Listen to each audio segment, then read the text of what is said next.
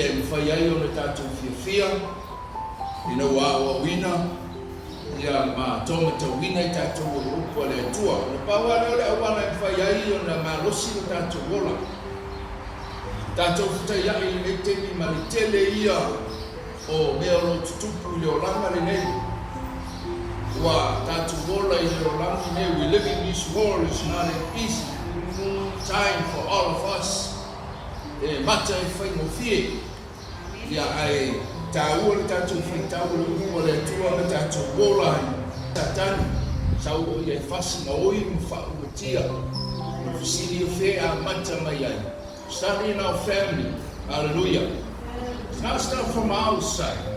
Ya mata I tutongi o tātou wāina. Wālo tamanga le tingaku. Wāo mātua ma whanau. Rurina I tāua. We take care of our family. Aora ina pui le tātou wāina. Ona whaingatale ia satani ia ona whale mai o tātou wāina. Lua Samuel tau kesume lua. Lua sumetasi se yo lua sume lima. Ia.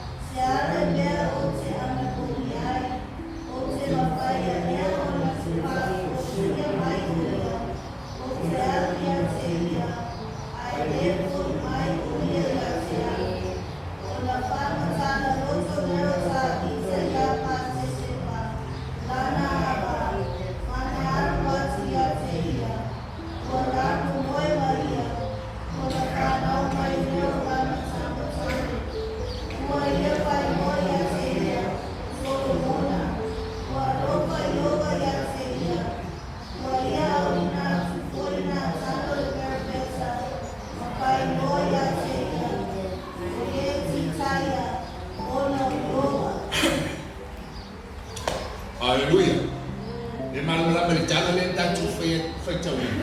Do you understand the story we just finished read this morning?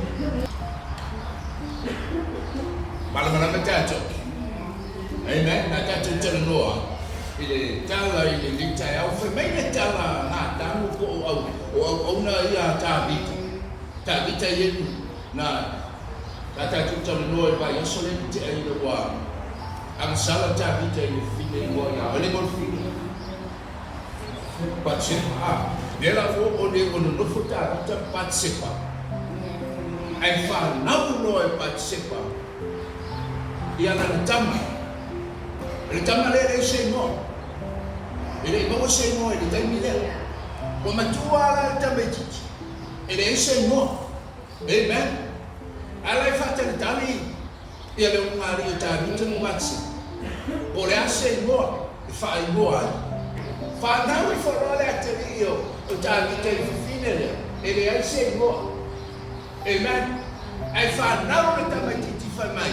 Ona nau ta vita ile tua wana kongi matataro ina ia ona ta metiti kata otro I lungo ile tala se mola ta metiti mole ai ona le ala kongi maltaba le vano man ongo ta vita ia ora aite wo ile sias Pai atu tā vita ia na au na le tau sia ka mai kiki o fe memu ai solo mu memu amen o ile mo tan o memu amen le kupu como le palisi e dai si ka ka ile ai ke ko ma se e mo ai fa peni ma le haku e ke fi o sui por atu me na to ai ke lo e o ki atu na ko fa pena e o ki le memu You understand what I'm talking about?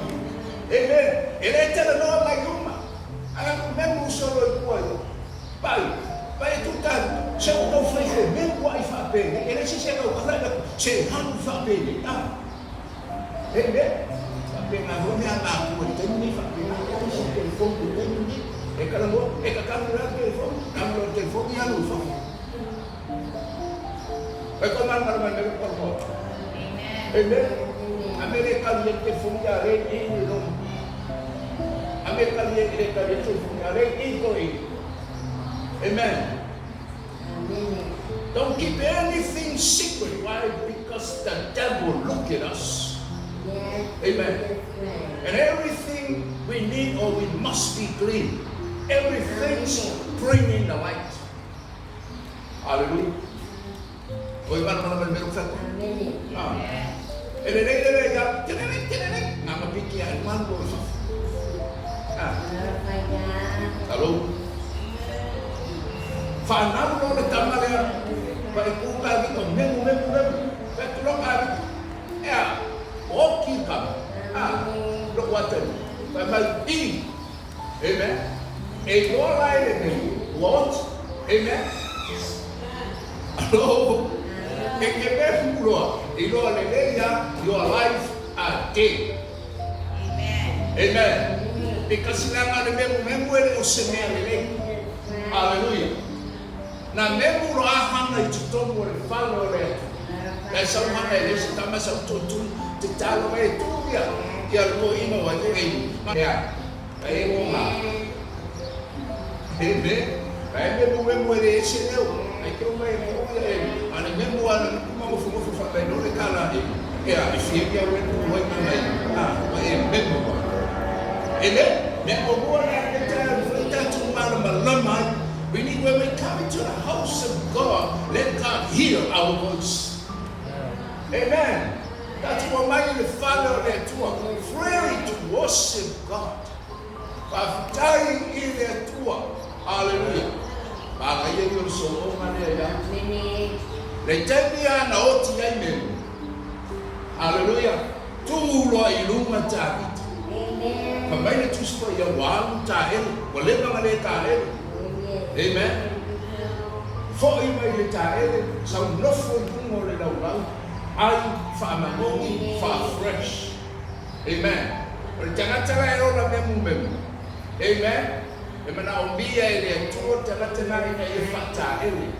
Amen. We need the Holy Spirit of God to pour in our life, to change our mind, change our attitude. Amen. Remember, lawful woman. Tiro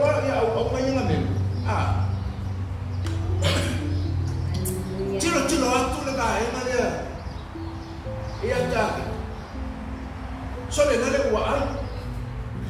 wa in fia uta ele wo le fa flesh fa mai no le tala le ta tu fa ta wa fa mai le tala au no fa ya ta se le mera o e fa ya.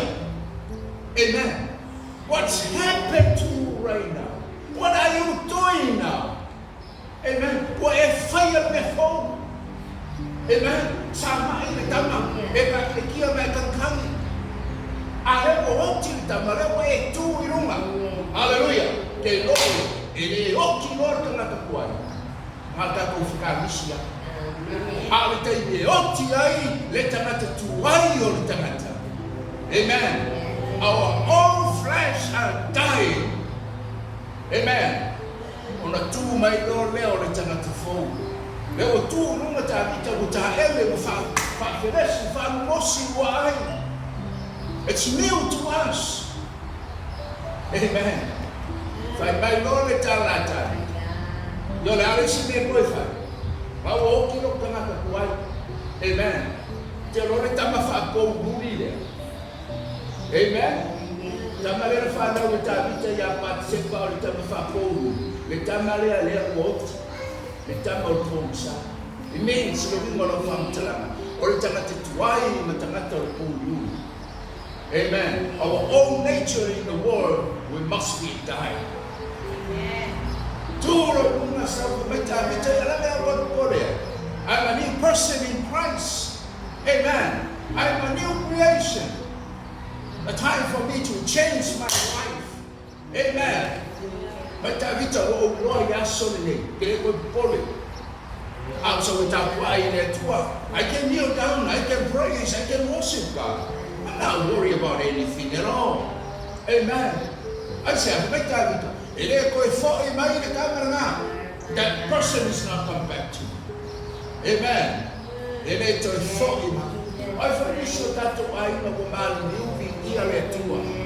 Amen.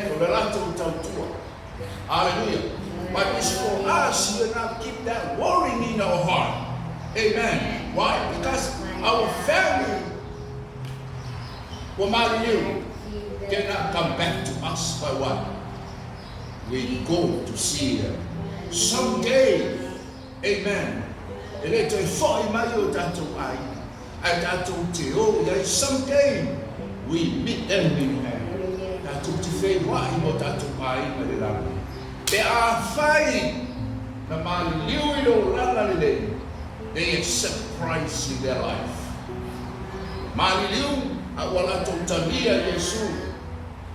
We meet them again. Hallelujah. I find a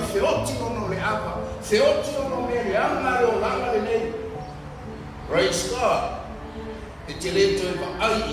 You will never see them again.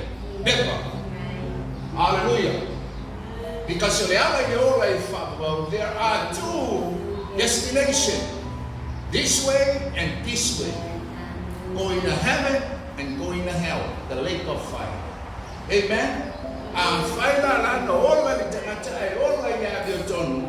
We see it now. Amen. The life we live now, hallelujah, we can make our decision for tomorrow. If I hear that to think of feeling a more time,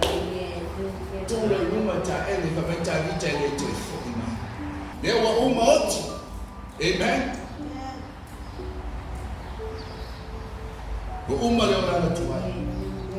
For my don't choose by you. On the toy fan now, the return of Solomona, five more yatea of Philem. Wonderful name. Amen. O Philem or on the wing of a fan now, my Philem. Teropole tell me if I turn to turn more eye. I'll return the Eotia Literature to one. Or the 10 million I find now my eye feel a move you got to buy. Amen. They bow my two of the fan now. Like I will tell a no fantastic. All they come together and they laugh. Amen. And they talk about the future. Amen. How wonderful God used you. Why? Because there's power in the at the tower to tower of Tinama with a 40 mile tomorrow.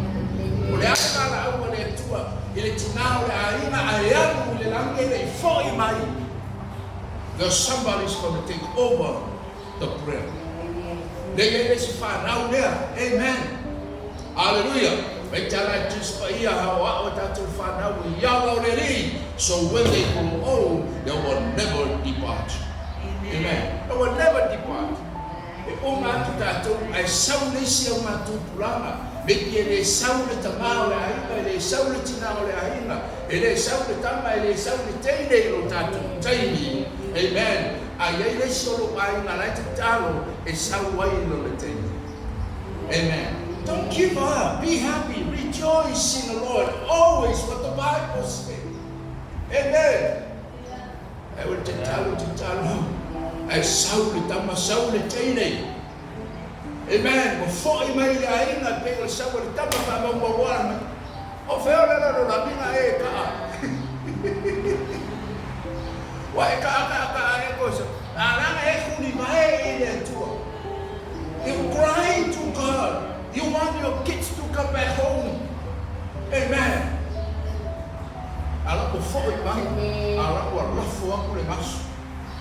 You know why? When they leave the house, they die in the world. They will never, they will never come back. Hallelujah. Tato ai mai le tae mai le tala tavita. Why? I know my son is not coming back. Amen. I will saumi o te anu yata. E aso na le teimi no ti ai tavita. Na pa ai tavita I lo nate. Hallelujah. E se mane ya. Teimi le tato te iai le teimi le. Always a family. Then you tell me, reach out around, trying to save the world. But our family need to be saved. Amen. I want to go back to you. Amen. The fear of that tomorrow. May you find more ya Solomon who find now the feeling. Or they find out the oti. Don't forget, someday, somehow, somewhere. Hallelujah. May you also find now why the feeling who that to and who tato. Amen. God moves in our behalf. Peafa ia mua tātou, e ngā loi mai le tua, e tani mai le tua e le tātou titano. Peafa ia whai tātou mata I ala o mea le kumana. O a mea le kuma, e ta I ala mātua. E ta I mua mātua. Hallelujah. Tātou a inga I le tā. Mai tāla tuspai a fia yo a I ala o tamata. Salamo tōsu marfitu soi fa ele tuspai. Aua tātou te losi te aua tātou te whaameo I ea mio leanga. Means do not affiliate or associate with the bad people. Amen. Hallelujah. I want to I found what I wanted to run. I don't want what I wanted. What? I want to whaameo. Hallelujah. We stay away from that. If our side is good, stay our own side. Fa'olaina tātou, mai aua te whaameo ia mio le ama awaia. Whaikau kuspai ia. Aua te whaameo ono a koea mio le ama. Aua koe te losi ono e whaameo le ama. Aua te pine ona sere ina I rātou.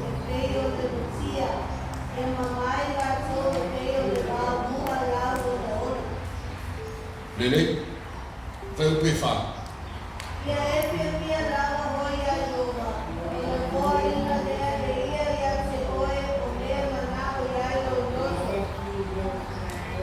Vai o petron foi. Ya e fa tua ya yoba, ma e foi a mio lele, ya e nofo ile nuhu, ma tau sisi ile fa maoni. Amen. Dela wa mai e tavita. Ona le tusi e tavita. So now amai e tavita le warning. Amen. We do not fall into his mistake. Amen. Or the mistake na tavita le no. Wa ia whaia le leanga. Amen. Amai e tavita. Awa tatu te pa ui le leanga ia whaia. Sauna tavita whaimai. Awa tatu te whaameo ono winga. O le ale sight o tatu iai. Good sight. Ale atua. We stay here. Hold on. Whamai ele. Wele tuspa itu. O tangata ami o rea. Elea. Ele umi. Amen. That person is no longer living in this world. Ana wa mai e tuspa ia. Kwa mai o tangata ami o reanga. Ele nofo ile nu. Ai vabe ona. E vabe ona sala ese. We don't no longer live in this world. Hallelujah. Ele umi. Praise God. So stangata ile anga la na amigo. E ke ia wo le po le au ni entire. Praise the Lord.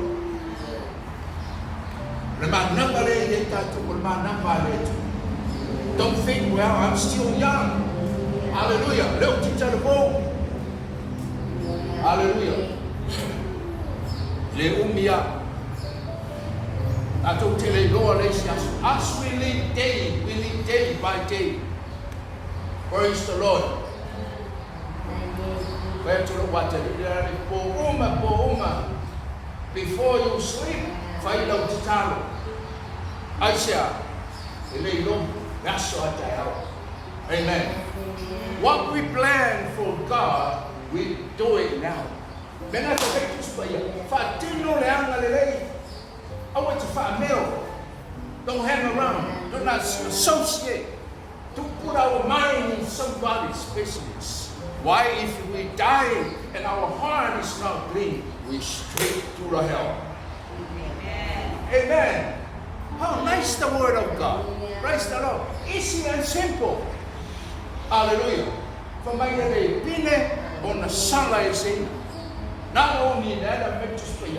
Ele nofo ilia.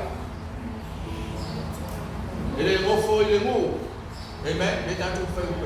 Ele nofo ile nu. Aí ele tuara o baba. E com sa umale da rola. Aí mala malama o baba. Your way are bright. Amen. Nobody comes close to you. Why? The people, they look at you and they say, oh, he's the Christian lady, Christian man, Christian boy. Amen. We are different from the people.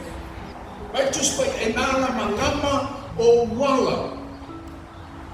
Even if we live in this, we live in a darkness world. Or a bone sharp or anything. If I'm malama, I don't relate. I wait to Fameo no wing. I want to now roto. Be Tanata Mioliana. Amen. From my payment, we are Tanata Mioliana. Amen. From my Wala ornament, we are Honoria. All the time of 50 Liama. Tell them to Tanata Wala, we are David. And that's the reason why they have things.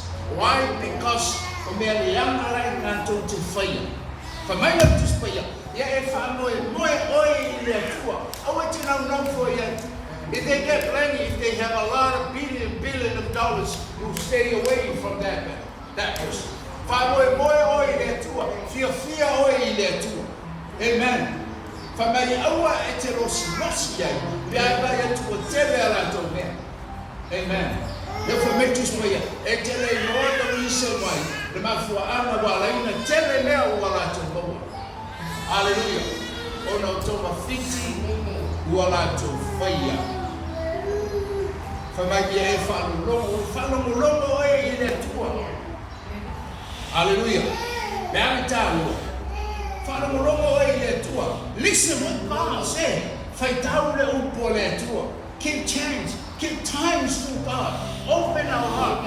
Amen. So we can hear clearly His voice. For my blessed are those who are pure heart. Amen. Empty our heart. And that's the only time the Holy Spirit of God comes.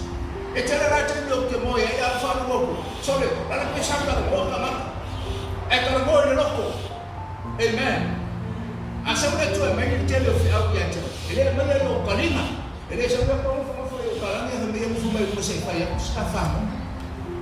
Amen. It's a real total and no man. Like him from a far away. Let tell it no my yeta my yellow to the name of Nako. Amen. I would not go to Mama. Father, I love it, a young man, or in a Rolande, who will never give family. I'll let Rolande who are you. My God, you want to rest. You want to sit down. Feel like before you. Ai manao le no foi le loto. Amen. O feala me ke anu ia. We need God to sit in our heart. If sit means rest, God you want to rest in our heart. Amen. E la ke me o le po like ai fa no la go mo fore ko e lo. Se alo ai so le ko mo ka ko e ka le si so le po la le ku ka bisi maka lo ki maka. Dai ku o kai ku ke phone ku le ke le me so le ko la le iPad o la le computer le ko si le ko le ko son ba ku ku no ko ai ba se ba ko ai sa le rotto le tamba ma le te ta amen la ye ta petite mata wi le tu sa lo le tu no fo amen sa le tu e te me fe nei kuai la ye le fe ta la me mo ya ai sa le tu le ma se la mo ya ele amaro la o ele ya e yo fe ka la ai sa we moi tu ton no fa ta si ma kama le rope manu kwa usanga maku chawale tu ala kuya e oka e kumu saperu mako i makamo hembe ma kaua me ai ko mo lo ko e por kala tu spa ye fa ma muya lo ma fa ko o femi sinias o kama ambio ya la le kilo e mi ya ambio la fa ma muya ko e ai ma se fa ya ko e sole so me na le ya kala na kuspaya kaya ku opa mo fino mu faya ku le o mai ai ku faanga o ka una ko fa mo fole le ya Samuel o ya e so le e ma se ka la mu e ne ora ya ma se faya ku la mo faanga sole se le ama na me fa pena foi ni se i ma ko mo wa saka e ne ora ya se faya ku faanga wi me le ana faanga sole le ama me la woman ya como é que eu vou enxergar? Tell them. Ai lo fo ya kalmo ya. Aku mai kalmo ya ki na kali na. But that words you drop in that person's heart, you know, sooner or later it's going to come back home. Amen. It will fo iman, but pray it's going to come back. Amen. Ala le tu no fo le roto. Mera nga ao ile ko pe ke mo pe ka. Amen. Sawale ko mo fo lo ko Samuel. O me tu spo yo o le mo. Sawa le tua ya Samuel. Ko me ka me ke va ko sa. Amen. Misia ai sa ya Samuel. Pa me yo le tala na e o le kaya. Bueno le ya o misia para malunta ya fala au no ya Samuel. Mas sap. Bayo. Au la bangi e na ama se me ya kia. Amen. What God said, let me know everything. Ka uma ma ya kana le mo fa ya ya. O me ya kala au me e na ama se me ya kia. Ai kiro. O le kele yo me le ama fa ngawa. Ani, ana bufo e mama. Amen. So for us, we stop put our 2 cents in somebody's business. Amen. Take care of us. Look at us. Afaletonu, ask God for His forgiveness. Tamoroya Samuel, Famakala, Yakable Makala Kala Samuel, Ofayahe, Omega Kala Samuel, Famaya Kua. Amen. Olesime so Yahweh. O le whiau mo oi, e makua ka adilini ia iu kalinga e ku. O mai le tala le tu, o whaia. Alu e whaia e ke otu. Amen. O oe o whai kauna, e ke otu. E le ngaka inga e oki, a e oki lo wakari o ho whenu. Pe marmaka o whine aso, i le aso tas. Amen.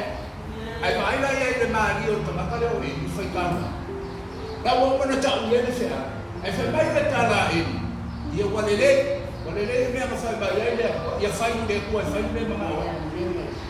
Never repent. Amen. Sometimes we hear the word of God, but we'll never repent. We'll never ask God to direct our life in the right way.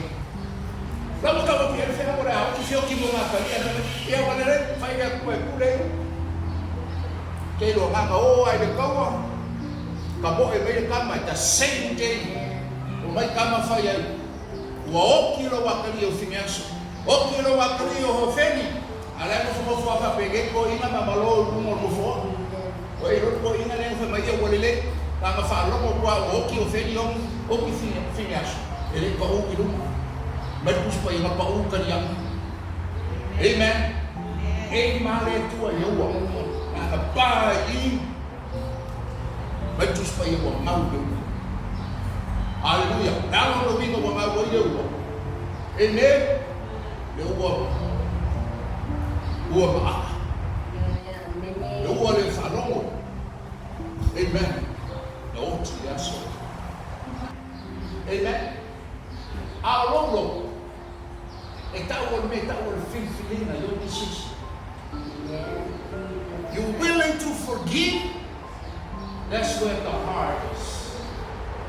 Amen. That's where the spirit is. Amen.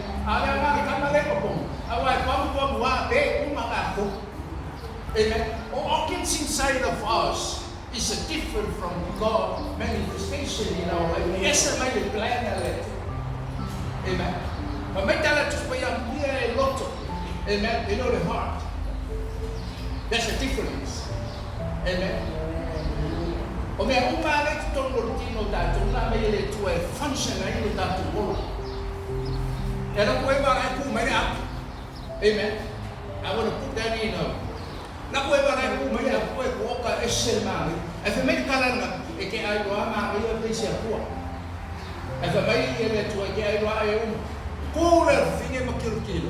Take it or leave it. Decision, that's where the heart is. If you're willing to forgive, forgive. He hide what you think. Amen.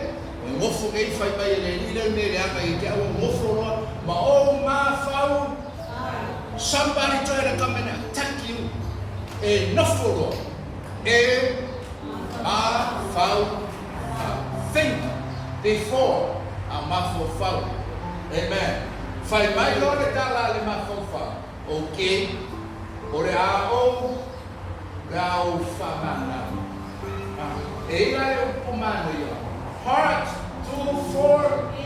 Heart to forgive means you willing to forgive. I have a heart, amen. I have a heart to forgive. Amen.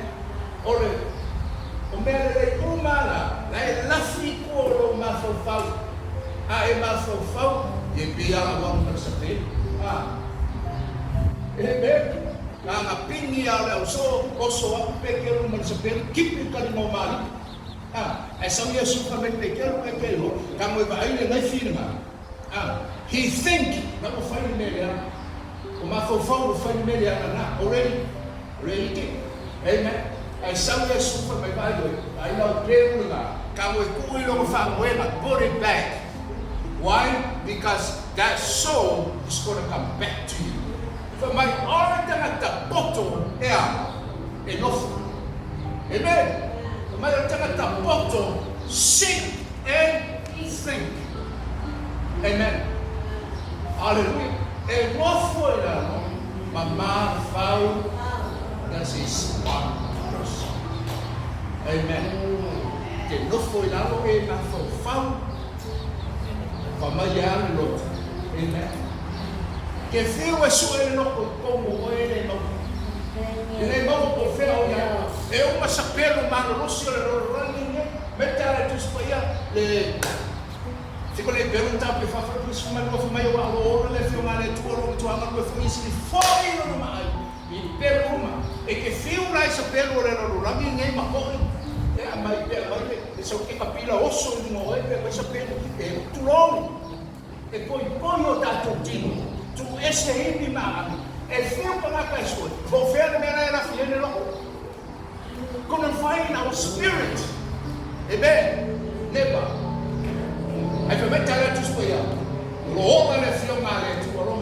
sila no fo no mai pero o mai fato mai to edge. Amen. If few me lo lang ni Yesu. But the word of God can. Amen.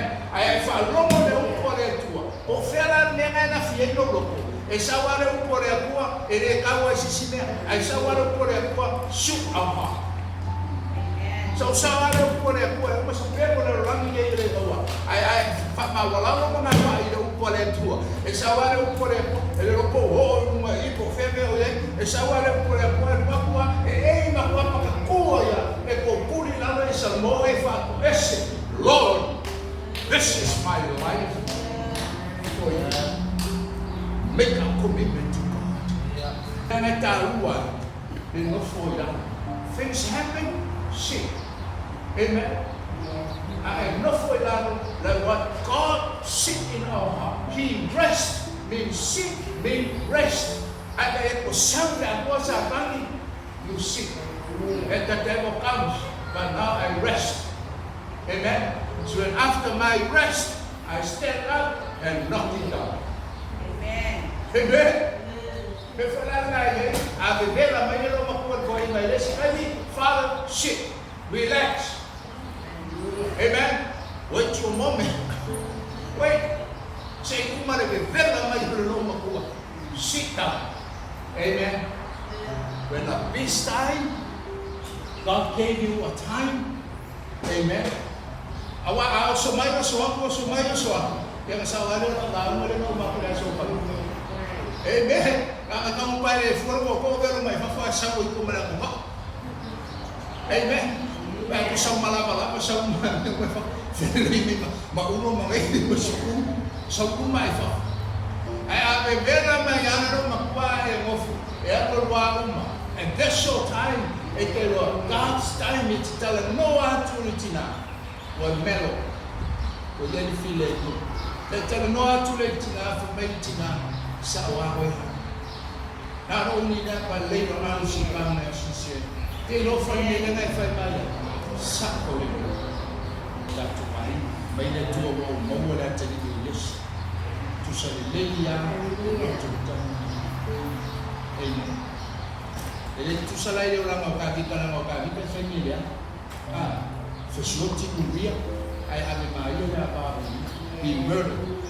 Amen. And he commit adultery. Lorang nga sa laita. But time niya na faalong o ita bita ideto. Dili pila rin. Ikaw o pila may yan ay kamantara ay fay ko lang yung mga wala ko. Yan pa ang luwa. And time niya na faalong o ay ita. The moment, the time he heard the voice of God.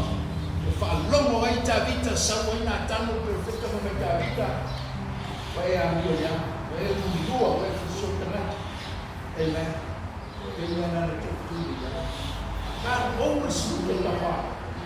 Doesn't matter how much mistake we do. Amen. 20 years ago, doesn't matter to God. But He mattered to Him if we know how to humble us. Ask God for His forgiveness. Kneel down and I say, Lord, I'm a sinner, but I need you.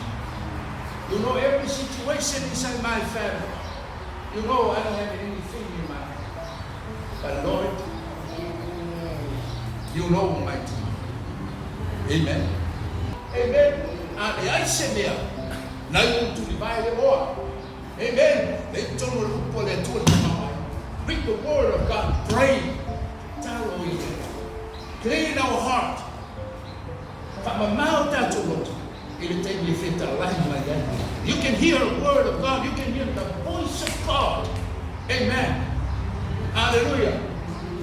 If I don't want to make a way for to fight sound in praise ang gero do rock. La sa wangero le sa pumo sa ay sa wangero is something from like a boy from hallelujah. Kaya ko mo elvis. Ana sa praise to todo rock. Amen. Tala tus po ese tao lo to mai good morning. Amen. Metala tus po iya lo to ma. Amen. Ele ngate no ila. Ai a vea ia tō mawhāi nā ua le. Amen. How beautiful. How nice. Prepare our heart. Amen. So si taimi visit mai ai le tua. Awa le sau le tua wa tumul wharetai mano. Ai sau le sua whanau wharekom. Para mo kumul wharekali mano. Awa le sau le sui lo roto le atal wharetai mano. Awa le sau le sua kumul. Auntie, prepare for Jesus. Yasawa Yesufa, welcome. It's me coming to my heart. Amen. Then you will see. Lalu saw Yesu merkalakupe, lalu saw Yesu mergoa, lalu saw Yesu merkamawai. Ayah saw Yesu elo prepare tato. Yasawa Yesu ang kuile homeless lale mamali loko lai mo fule awai misika ko. Dos tende sawa Yesu asiasi mai mo tato ai. Open our heart. Receive by faith. Keita mai le tai. Atu falongo i lo fio. Pama ria lo mai ngai le tai. Pa tai lo fata ba away fama. Pama ria lo kalisia se mai le tai ao. Fama lo se ai mo yesa mena onga le tai ao. Tu se na ngala i ola tu moto. Fama ria ai ngo lo kalisia le tai ao. Fama lo so se tu ai mama. Ele suafo Yesu na mia ime. Fa after matu fa lo lo upu le tai ao mal malama mal sulu yo matu. After mo be umo no Yesu la meni.